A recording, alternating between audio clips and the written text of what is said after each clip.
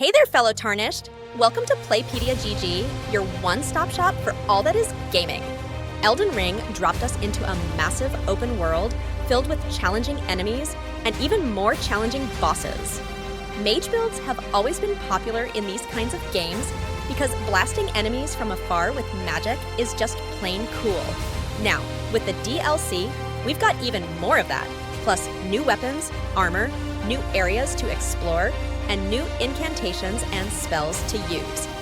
However, with a ginormous amount of spells in the game, how do we know which are the best to use in the DLC? Don't worry, we got you covered. Here are the top 5 sorceries to use in the Shadow of the Erdtree DLC. Starting of our list at number 5, we have the Ancient Death Rancor. Remember those annoying knights that deal a ton of damage? This sorcery works wonders when up against those pesky human-sized enemies like NPC invaders and knights. It has surprisingly long range, and the tracking is great, so it can easily stun-lock human-sized enemies to oblivion.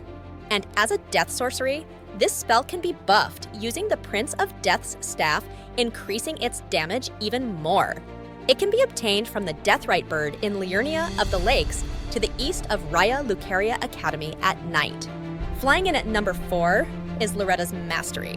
Ever felt like a fight would have gone better if you were able to pick at least 1 or 2 enemies before it started?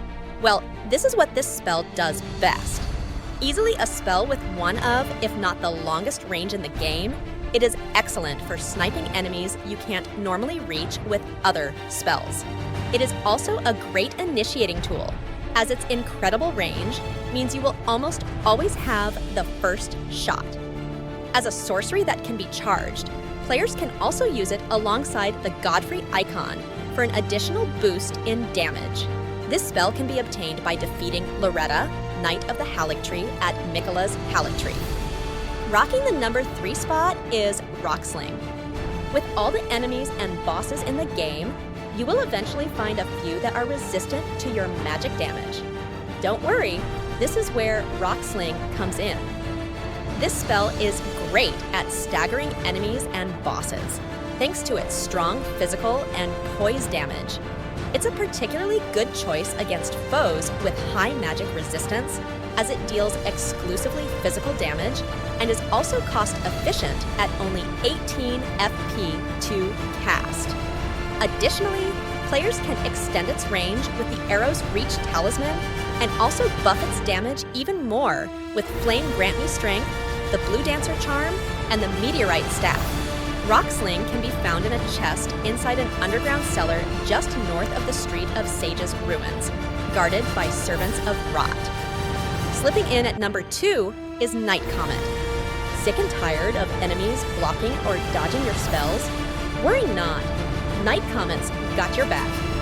This spell is almost as strong as Comet, but is way more FP efficient and is also invisible, so enemies will not dodge it. As a night sorcery, Night Comet can be buffed with the Staff of Loss, so players can crank up its damage even higher by wielding 2 Staffs of Loss. This setup turns it into the strongest Comet-type spell, surpassing even Comet, cast with Lusat's Glintstone Staff while wearing Azur's Glintstone Crown, giving you a more FP-efficient source of magic damage that's perfect for those really long dungeons. Night Comet can be found in Celia, Town of Sorcery, in a chest located behind a barrier, which can be removed by lighting a brazier atop a tower in the southwest corner of the town. And finally, at number 1, we have Impenetrable Thorns. It's no secret that blood loss or hemorrhage is still one of the strongest status effects in the game due to it dealing percent health damage. So when a long-range spell has bleed in it, you know it will be completely broken. Impenetrable Thorns sends out 3 roots that home in on the target and melts bosses like butter with its bleed procs, especially when all 3 roots hit at the same time. It is one of the 4 aberrant sorceries in the game, meaning it can be buffed by the Albric set and staffs like the Maternal Staff, Albinoric Staff, and the Staff of the Guilty for an additional boost in damage or bleed buildup. Even after the nerf on its damage and bleed buildup, it still remains as the best boss-killing sorcery.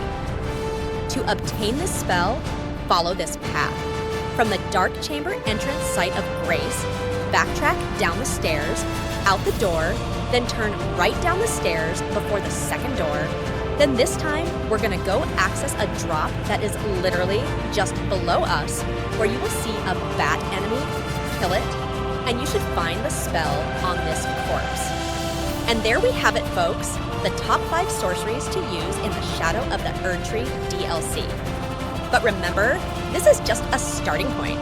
There's a ton of room for experimentation to find your own playstyle. If you enjoyed this video, hit that like button and subscribe for more Elden Ring content. Let me know in the comments what other builds you'd like to see. Until next time, happy gaming!